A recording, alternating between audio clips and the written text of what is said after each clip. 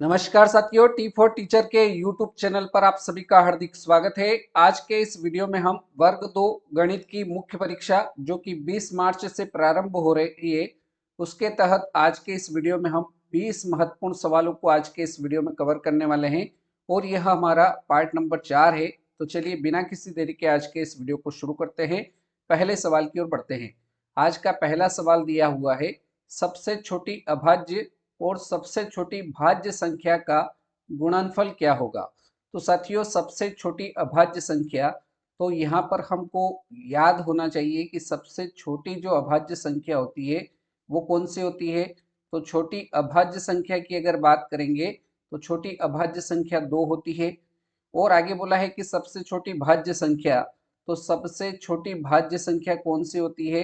तो आप कहेंगे कि सबसे छोटी जो भाज्य संख्या होती है वह 4 होती है। ठीक है, इन दोनों का गुणनफल पूछा है, तो यहाँ पर भाज्य संख्या 4 है, अभाज्य संख्या 2 है। इन दोनों का गुणनफल कितना हो जाएगा, 2 गुणित 4 हो जाएगा। 4 दूना 8 हो जाएगा, अर्थात हमारा गुणनफल कितना आ जाएगा, 8 आ जाएगा। पहले सवाल का जो राइट आंसर रहेगा वो option number D right answer हो जाएगा। ठीक है, अगला सवाल देख लेते हैं, सवाल नंबर 2। सवाल नंबर 2 दिया हुआ है, दिए गए गुणनखंड 7451 की घात 51 गुणित 531 की घात 43 में इकाई अंक आपको बताना है। तो साथियों, आपको एक चीज याद रखना है, जब भी इकाई अंक आपको निकालना पड़े प्रश्न में, जब भी इकाई अंक का प्रश्न आए, तब सबसे पहले जो संख्या आपको दी हुई है उसमें अपने को इकाई अंक देखना है। यदि इकाई अंक में 0, 1, 5, 6 इन चारों में से अगर कोई भी अंक इकाई स्थान पर होता है तो हमको उसको सरल करने की बिल्कुल भी आवश्यकता नहीं है। जैसा कि इस सवाल में है 7451, इसमें इकाई अंक कितना है, 7451 में इकाई अंक 1 है, यहाँ पर 1 लिखा हुआ है, इसकी पावर में 51 है, गुणित 531, इसमें भी इकाई अंक 1 है और इसकी पावर में कुछ भी लिखा हो। तो ऐसी स्थिति में 0, 1, 5, 6 अगर इकाई अंक में होता है तो इसका यूनिट डिजिट जो होता है वह वही अंक होता है। अगर 0 है तो 0 ही होगा, 1 है तो 1 ही होगा, 5 होगा तो 5 ही इकाई अंक होगा, अगर 6 इकाई अंक पर है तो 6 ही हमारा इकाई अंक हो जाएगा। तो साथियों, यहाँ पर इकाई अंक 1 है, 1, ठीक, गुणित यहाँ पर इकाई अंक 1 है, 1 में 1 का गुणा करेंगे तो हमारा इकाई अंक 1 ही आएगा। ऑप्शन नंबर सी जो रहेगा वो हमारे दूसरे सवाल का करेक्ट आंसर हो जाएगा। ठीक है, चलिए अगला प्रश्न ले लेते हैं, सवाल नंबर 3। सवाल नंबर 3 देखिएगा, करने की कोशिश करिएगा। निम्न में से पूर्ण वर्ग कौन सा है। यहाँ पर पूर्ण वर्ग अपने को बताना है। चार संख्या दे रखी है, 5778, 5777, 5776 और 5772। इनमें से कौन सी संख्या पूर्ण वर्ग है। तो साथियों, याद रखना है कि पूर्ण वर्ग के लिए कॉन्सेप्ट आपको बता देता हूं कि पूर्ण वर्ग में इकाई अंक जो होता है वो 2, 3, 7 और 8, ये चार अंक पूर्ण वर्ग में कभी भी नहीं आते। कौन कौन से अंक, 2, 3, 7 और 8। यहाँ पर इकाई अंक 8 है, ये किसी भी संख्या का पूर्ण वर्ग नहीं होगा। यहाँ इकाई अंक 7 है, यह संख्या भी किसी भी संख्या का पूर्ण वर्ग नहीं होगी। ऑप्शन डी में दे रखा है, आखिरी अंक इकाई अंक 2 है, यह संख्या भी किसी भी संख्या का पूर्ण वर्ग नहीं होगी। ऑप्शन सी जो रहेगा वो हमारे इस सवाल का राइट आंसर हो जाएगा। 5776 जो होगा वो किसका वर्ग होगा, तो यह 76 का वर्ग होता है। तो राइट आंसर इस सवाल का ऑप्शन सी के साथ रहेगा। ठीक है, चलिए अगला सवाल देखते हैं, सवाल नंबर 4। सवाल नंबर 4 दे रखा है, किसी आयत की लंबाई तथा चौड़ाई में क्रमशः 20% तथा 25% की वृद्धि होती है। लंबाई में 20% की वृद्धि बोली है, चौड़ाई में 25% की वृद्धि होती है। तो हमको बताना है कि उसके क्षेत्रफल में कितने प्रतिशत की वृद्धि होगी। तो यहाँ पर प्रतिशत वृद्धि वाले कॉन्सेप्ट से इस सवाल को हल किया जाएगा। तो प्रतिशत वृद्धि निकालने के लिए क्या किया जाता है, प्रतिशत वृद्धि निकालने के लिए जो हमारे पहला मान दे रखा है 20%, उसको ए मान लेंगे। बी जो रहेगा वो दूसरी वृद्धि कितनी बोली है, 25 दे रखी है, तो a plus B plus A B upon 100, इस फार्मूले की सहायता से हम प्रतिशत वृद्धि निकाल लेंगे। a का मान कितना हो जाएगा, 20 हो जाएगा, b का मान 25 हो जाएगा, प्लस 20 गुणित 25, 20 गुणित 25 और बटे में कितना आ जाएगा, 100 आ जाएगा। इसको सरल कर लेंगे तो ये कट जाएगा यहाँ से, तो 20 कट जाएगा 5 से 4 बार में, 5 दूना 10 और ये 0, यहाँ से 4 पंजे 20, 5 से 5 बार में, अर्थात इसका मान कितना आ जाएगा, ये हो गया 20 और 25 45 और ये 5 अलग से, तो 45 और 5 कितना हो जाएगा, 50% की क्या होगी, वृद्धि होगी। 50% हमारा राइट आंसर जो होगा साथियों, वो option number A correct answer हो जाएगा। ठीक है, चलिए अगला सवाल लेंगे, सवाल नंबर 5। सवाल नंबर 5 दिया हुआ है 0.018 और 18 के ऊपर रेकरिंग लगा हुआ है, इसका मान क्या होगा। यहाँ पर देखिए संख्या जो लिखी दे रखी है उसको लिख लेंगे, संख्या 18 है। दशमलव के बाद देखिए कितने संख्याओं के ऊपर बार लगा हुआ है, तो 2 अंकों के ऊपर बार लगा है, तो 2 बार 9 लिखेंगे। दशमलव के बाद कितने अंक ऐसे हैं जिनके ऊपर बार नहीं लगा हुआ है, तो एक अंक ऐसा है 0 जिसके ऊपर बार नहीं लगा है, तो हमारा मान क्या हो जाएगा, 18/990 हो जाएगा। ये कट सकता है, 2 से कटेगा 9 बार में, 9 से कटेगा, सॉरी 2 से नहीं कटेगा, 9 से कटेगा, 9 दूने 18, 9 से कटेगा 1 1 और 0, तो इसका मान कितना आ जाएगा, ये फिर से कट जाएगा, 2 एकम 2, 2 पंजे 10, 2 पंजे 10, अर्थात हमारा मान क्या आ जाएगा, 1/55 हो जाएगा। इसका राइट आंसर जो होगा वो कितना हो जाएगा, 1/55 हो जाएगा। ऑप्शन बी 1/55 इस सवाल नंबर 5 का करेक्ट आंसर रहेगा। ठीक है, आगे बढ़ेंगे सवाल नंबर 6 की ओर। सवाल नंबर 6 है 7 छात्रों के अंकों का औसत 14 है। 7 छात्रों के अंकों का औसत कितना दे रखा है, 14 दे रखा है। 6 छात्रों के अंक यहाँ पर दिए हैं 18 12 15 13 11 और 17 है, तो 7वें छात्र के अंक क्या होंगे वो हमको बताना है। तो 7 छात्र है, उनके औसत अंक कितने हैं, 14 है, तो कुल अंक कितने हो जाएंगे, तो 7 में 14 का गुणा करेंगे तो 14 7 98 होता है, तो कुल अंक कितने हो गए, 98 हो गए। अब 6 छात्रों के कुल अंक यहाँ पर दे रखे हैं, तो यहाँ पर हम लिखेंगे 6 छात्रों के कुल अंक, 6 छात्रों के कुल अंक, इन सभी को हम क्या कर लेंगे, जोड़ लेंगे। तो इन सभी को जोड़ लेंगे तो ये कितना आ जाएगा, 12, सॉरी पहले 18 है, तो ये 18 प्लस 12 प्लस 15 प्लस 13 प्लस 11 और प्लस में 17। ठीक है, इन सभी अंकों को अगर हम जोड़ेंगे तो 8 और 2 10, 10 5 15, 15 और 15 और 3 18, एक 19, 19 और एक 20 और 6 26 का 6, हंसी लाया 2, 2 और 2 4, 2 6 और 2 8, तो इनको जोड़ने पर कितना आ रहा है, 86 आ रहा है। तो हमको 7वें छात्र के अंक निकालना है, तो यहाँ पर लिखेंगे 7वें छात्र के अंक। 7वें छात्र के अंक निकालने के लिए हम क्या करेंगे, जो हमारे टोटल अंक थे 98, इसमें से 6 छात्रों के टोटल अंक को घटा देंगे, तो 98 में से 86 घटेगा तो कितना आ जाएगा, 8 में से 6 गया 2 बचा, 9 में से 8 गया 1 बचा, तो जो 7वां छात्र था साथियों उसके अंक कितने हो जाएंगे, 12 हो जाएंगे। हमारा राइट आंसर जो होगा वो ऑप्शन नंबर ए की ओर रहेगा। ठीक है, सवाल नंबर 7 को देखते हैं। सवाल नंबर 7 देखिए, करने की कोशिश करिएगा। किसी समांतर चतुर्भुज का एक कोण हमें यहाँ पर 55 डिग्री दे रखा है, तो समांतर चतुर्भुज के शेष कोण क्रमशः क्या रहेंगे वो हमको बताना है।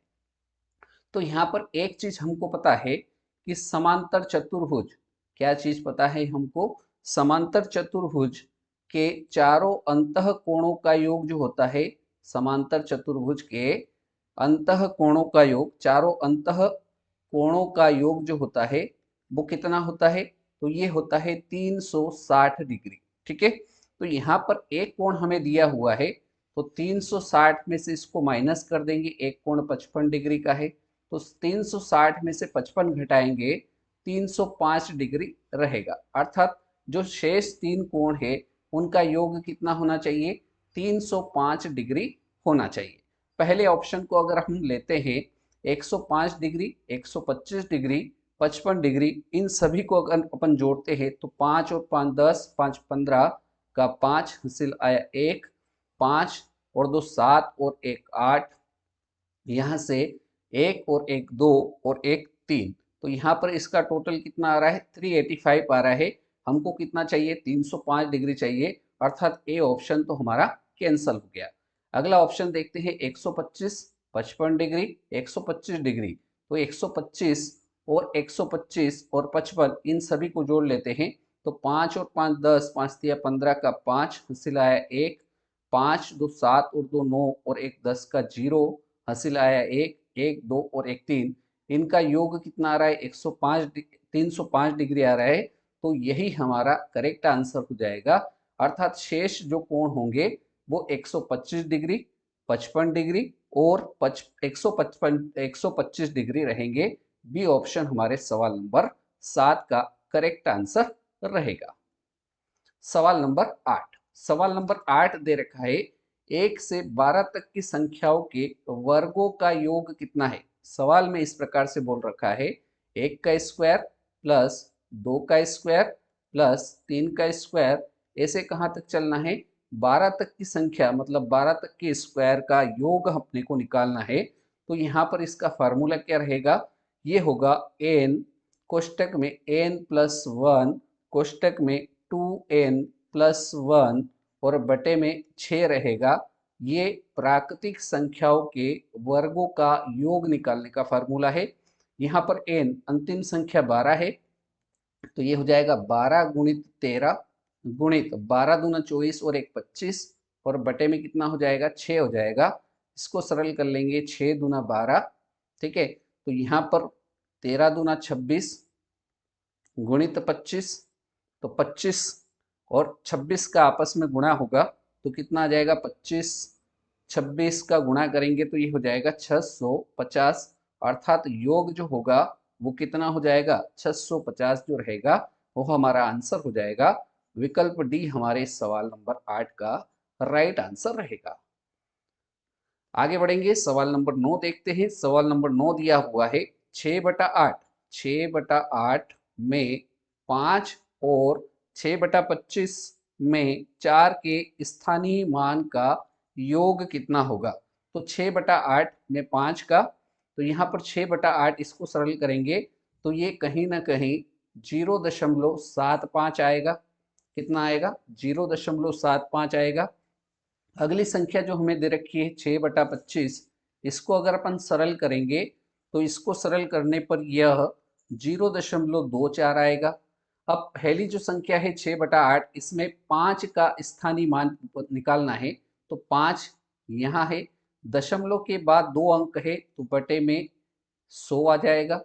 यहाँ पर देखिए, यहाँ 4 का स्थानीय मान निकालना है तो 4 और दशमलव के बाद 2 अंक है तो बटे में 100 आ जाएगा।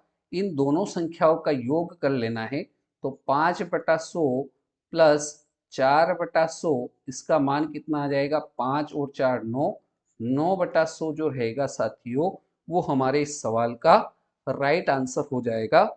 ये कट जाएगा क्या कुछ, तो 9/100 जो रहेगा ये हमारा ऑप्शन नंबर सी में दिया हुआ है। तो राइट आंसर जो रहेगा वो ऑप्शन सी राइट आंसर इस सवाल का रहेगा। चलिए सवाल नंबर 10 देखिए, एक सही 2/3 का व्युत्क्रमानुपाती बताना है। एक सही 2/3, इसको अगर अपन सरल करेंगे तो 3 एकम 3, 3 और 2 5, 5/3, इसका व्युत्क्रमानुपाती बताना है तो इसको क्या कर लेंगे, उल्टा कर लेंगे तो ये 3/5 हो जाएगा। अर्थात एक सही 2/3 का व्युत्क्रमानुपाती जो रहेगा वो 3/5 हो जाएगा। ऑप्शन बी हमारे सवाल का राइट आंसर रहेगा। चलिए सवाल नंबर 11, वह संख्या जिनके एक और स्वयं के अलावा अन्य गुणनखंड होते हैं वह संख्या क्या कहलाती है। तो साथियों वह संख्या जिनके स्वयं वो एक के अलावा अन्य गुणनखंड होते हैं, ऐसी संख्या भाज्य संख्या कहलाती है। विकल्प बी हमारे सवाल का राइट आंसर रहेगा। सवाल नंबर 12, 3/4 लीटर प्लस 3/5 लीटर बराबर कितने मिलीलीटर। तो साथियों, इसको जब भी यूनिट में चेंज करना होता है तो हम कैसे चेंज करते हैं। सबसे पहले अपने को एक चीज याद रखना है, मिली, उसके बाद आता है सेंटी, मिली सेंटी, उसके बाद आता है डेसी, उसके बाद आता है ग्राम, लीटर या मीटर, जिसमें भी दिया हो, ग्राम लीटर मीटर। उसके बाद आता है डेका, उसके बाद आएगा हेक्टो, और आखिरी में आता है किलो। आखिरी में क्या आएगा, किलो। ठीक है। अब अपने को सवाल में क्या दे रखा है, लीटर। लीटर मतलब यहाँ से हमको चलना है, मिलीलीटर, मिली यहाँ पर है, तो अपने को इस डायरेक्शन में जब जाना होता है, यहाँ से अपने को इस दिशा में जाना है, मिली तक पहुँचना है, तो इस दिशा में जब जाया जाता है तो गुणा होता है। ठीक है। यहाँ से यहाँ जाएंगे 10 का गुणा, यहाँ से यहाँ जाएंगे 10 का गुणा, मतलब 10 और 10 100 हो जाएगा, और यहाँ फिर जाएंगे तो ये 10 का गुणा, अर्थात अपने को 1000 का गुणा करना है। तो ये लीटर में कितना दे रखा है, 3/4 दे रखा है, इसमें भी 1000 का गुणा हो जाएगा, प्लस 3/5 दे रखा है, तो 3/5 में भी 1000 का गुणा हो जाएगा। ये कट जाएगा, तो ये कितना आ जाएगा, 4 से इसको काटेंगे तो 25 चौक 100, एक जीरो लग जाएगी, 5 से काटेंगे तो 5 दूना 10 और 2 जीरो, 25 तिया 75, 750 प्लस 3 दूना 6, तो ये 600, तो ये कितना हो जाएगा, 1350 हो जाएगा। हमारा राइट आंसर कितना रहेगा, 1350, ऑप्शन ए बिल्कुल करेक्ट आंसर रहेगा। सवाल नंबर अगला, जो कि सवाल नंबर 13 है। निम्न में से कौन सी संख्या 8 से विभाज्य नहीं है। यहाँ पर ऐसी कौन सी संख्या है जो 8 से विभाज्य नहीं है। तो साथियों, 8 के विभाज्यता का नियम क्या होता है, 8 के विभाज्यता का नियम होता है अंतिम 3 अंकों में 8 का अगर भाग जाता है तो वह पूरी संख्या 8 से विभाज्य होगी। पहले ऑप्शन को लेते हैं, 792। पूरी संख्या जो दे रखी है उसको लेने से कोई मतलब नहीं, हमको काम किससे है, अंतिम 3 अंकों से है। अंतिम 3 अंकों में यदि 8 का भाग जाता है तो पूरी संख्या 8 से विभाजित होगी। 8 नम 72, कितना बचा, 7 बचा। 8 नम 72 मतलब ये 99 बार पूरा पूरा भाग चला गया, मतलब यह संख्या 35,792 यह 8 से विभाज्य है। हमें विभाज्य नहीं है वो बताना है। अगले विकल्प को लेते हैं, अगली संख्या 35,412, जिसमें अंतिम 3 अंक 412 है। इसमें हम 8 से भाग देंगे तो ये भाग 8 पंच 40, एक बचा। अब 12, 12 में एक बार भाग चला जाएगा लेकिन 4 शेषफल बच रहा है, अर्थात 35,412 जो संख्या है वह संख्या 8 से विभाज्य नहीं है। बाकी ऑप्शन भी हम चेक कर लेते हैं। 112 अंतिम 3 अंक, इसमें 8 से भाग देंगे, 8 एकम 8, कितना बचा, 3 बचा, 8 चौक 32, पूरा पूरा भाग जा रहा है, इसमें ये भी भाज्य संख्या है। अगली संख्या है 552, इसमें भी हम चेक कर लेते हैं, अंतिम 3 अंकों में 8 से भाग, 8 पंच 40, 8 छंग 48, ठीक है, 8 छंग 48, 8 56 ज़्यादा हो जाएगा, 8 छंग 48, तो ये हो जाएगा 7 बचा है। 8 नम 72, ये भी पूरा पूरा भाग जा रहा है, अर्थात बी ऑप्शन में जो हमारी संख्या है 35,412, यही हमारा करेक्ट आंसर रहेगा। चलिए सवाल नंबर 14। सवाल नंबर 14 में दे रखा है 1.23 और 23 के ऊपर बार है, माइनस 0.86 और 86 के ऊपर बार है, प्लस 0.29 और 29 के ऊपर बार है। इसको हमें सरल करना है। तो यहाँ पर इसको सरल करने के लिए यहाँ पर 123 संख्या लिखी हुई है, और बटे में कितना आ जाएगा, 99 आ जाएगा, माइनस ये 86, और दो संख्याओं के ऊपर बार है तो 99 आ जाएगा, प्लस ये संख्या 29 है, दो संख्याओं के ऊपर बार है तो 2 बार 9 आ जाएगा। सभी का एलसीएम 99 है, तो ऊपर वाली संख्या ऐसी कैसी हो जाएगी, 123 माइनस 86 प्लस 29, और पूरे के बटे में कितना आ जाएगा, 99 आ जाएगा।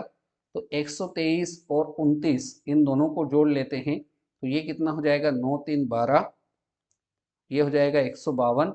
इसमें से 86 घटा देंगे और भाग कितने का देना है, 99 का देना है। तो 152 में से 86 घटाएंगे तो कितना आ जाएगा, 65 आ जाएगा, और बटे में कितना आ जाएगा, 99। इसको हम लिख सकते हैं 0.65, और 65 के ऊपर 2 बार 9 है इसलिए दो संख्याओं के बाद ऊपर बार लगेगा, अर्थात हमारा करेक्ट आंसर ऑप्शन सी बिल्कुल राइट आंसर रहेगा। आई बात समझ में? बड़ा सरल सवाल है, नहीं समझ में आया हो तो आप कमेंट करके बता सकते हैं। चलिए सवाल नंबर 15 देखेंगे। एक वृत्त का क्षेत्रफल हमें 154 वर्ग सेंटीमीटर दे रखा है, तो हमें वृत्त की त्रिज्या क्या होगी बताना है। तो वृत्त का क्षेत्रफल हमें दे रखा है, तो हम जानते हैं कि वृत्त के क्षेत्रफल का सूत्र क्या होता है। तो वृत्त के क्षेत्रफल का सूत्र साथियों याद रखना है, पाई आर स्क्वायर होता है। पाई का मान 22/7, यहाँ से हमें आर स्क्वायर का मान निकालना है। क्षेत्रफल हमें 154 दे रखा है, तो यहाँ से 22/7 गुणा में ही इधर आएगा, भाग में आ जाएगा। तो ये आर स्क्वायर बराबर कितना हो जाएगा, 154। ये 7 नीचे था, ऊपर आ जाएगा, 22 ऊपर था, नीचे आ जाएगा।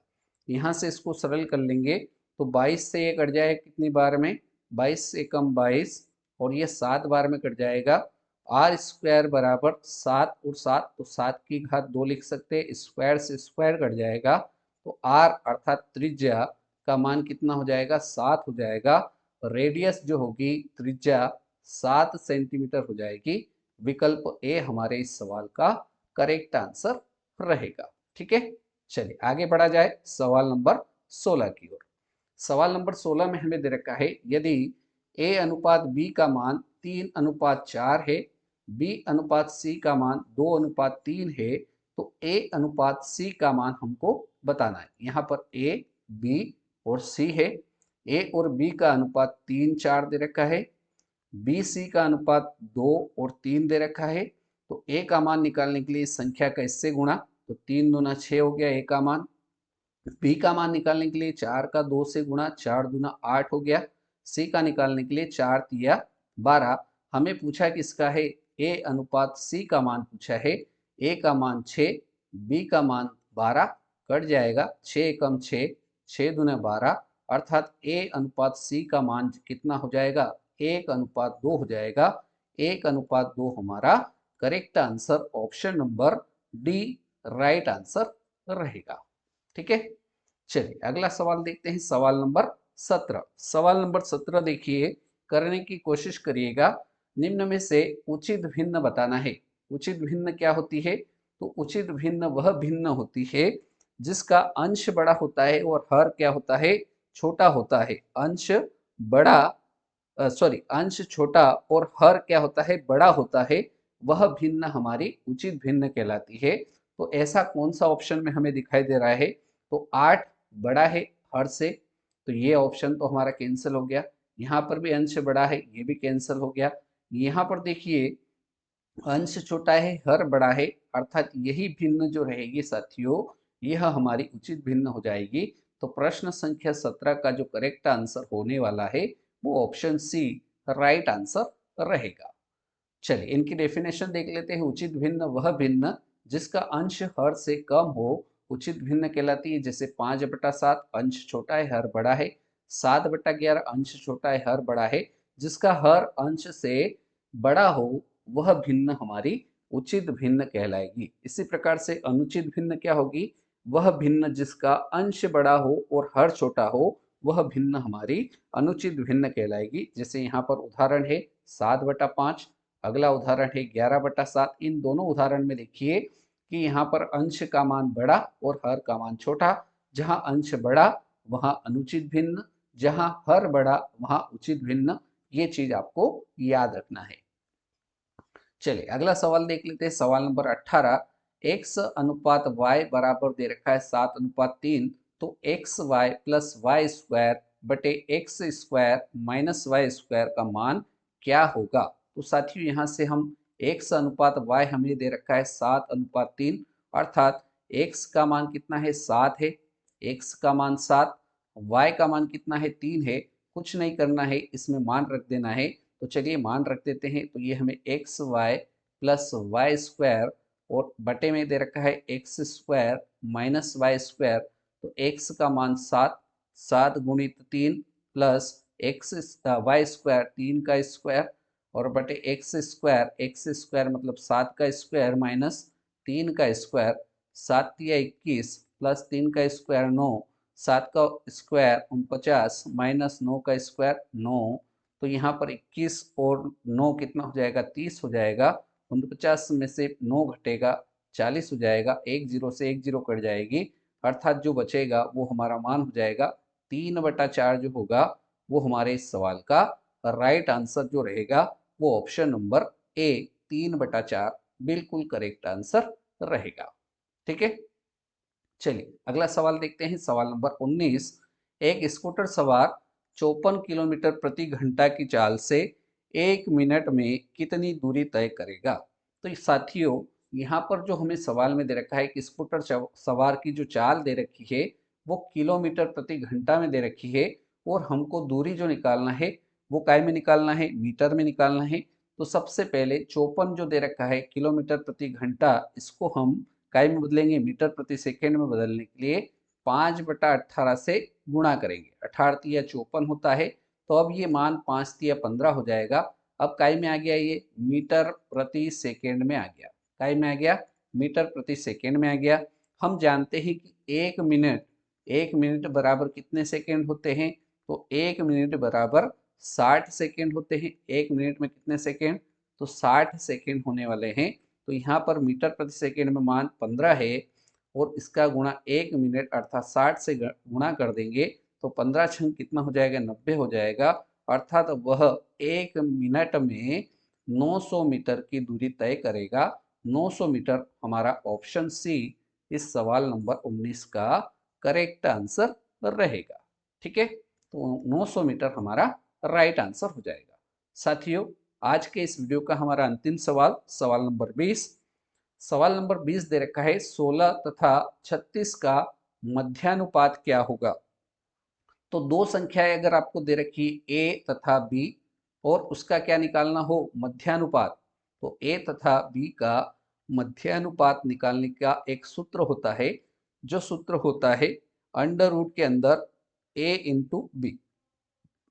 इसमें मान रख देंगे, ए का मान 16 है, बी का मान 36 है। तो यहाँ से अंडर रूट 16 का वर्गमूल कितना निकलता है 4 और यहाँ से 36 का वर्गमूल कितना हो जाएगा 6 हो जाएगा। 4 का गुणा 6 से करेंगे तो 6 चौक 24 हो जाएगा। अर्थात मध्यानुपात जो होगा वो 24, option number A right answer इस सवाल नंबर 20 का रहेगा। तो साथियों आज के इस वीडियो में हमने गणित वर्ग 2 के 20 महत्वपूर्ण सवालों को आज के इस वीडियो में हल किया। उम्मीद करता हूँ सारे सवाल आपको समझ में आए होंगे।